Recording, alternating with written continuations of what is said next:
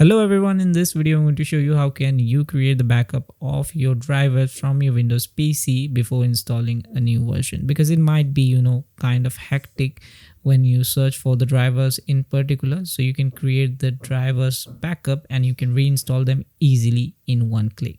So let's begin. So first I'll show you where the drivers are stored and what I am in general trying to tell you. Okay, so this is the device manager, and if you go over there you can see all the connected peripherals or accessories or whatever you say. The basic term, it contains the drivers and the interface of all of them. Okay, so here everything is listed, and if you go one by one, they contain drivers for each specific content.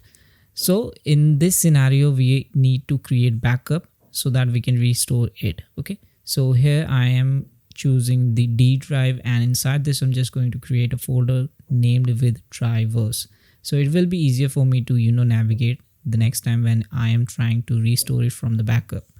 All right, so we have created, and you just have to make sure the location defined, so it is inside D and drivers.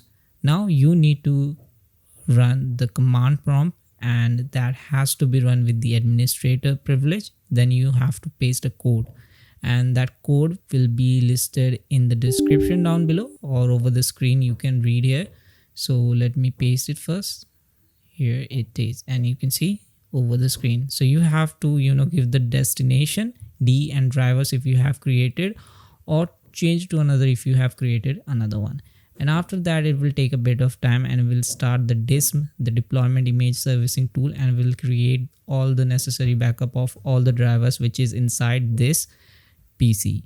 And after that it will be stored inside the particular folder that we created, and then you can restore it from there. But you have to keep in mind, like, if a few of the drivers are not committing the installation, you have to plug those devices. Like for an iPhone you need to plug it in, and then it would be better if you restore the driver. Okay, so the operation is successful, and now we can restore. And how to do that, let me show you. But before that, let's drive to this folder. You can see inside this navigated driver we can see all the necessary backups.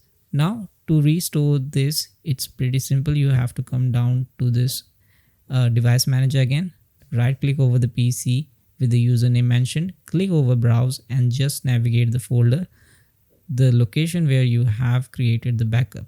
So as we did with the drivers folder within D drive, and then just hit OK, and make sure to check include subfolder so that it will be easier for it to access all the info files of the drivers.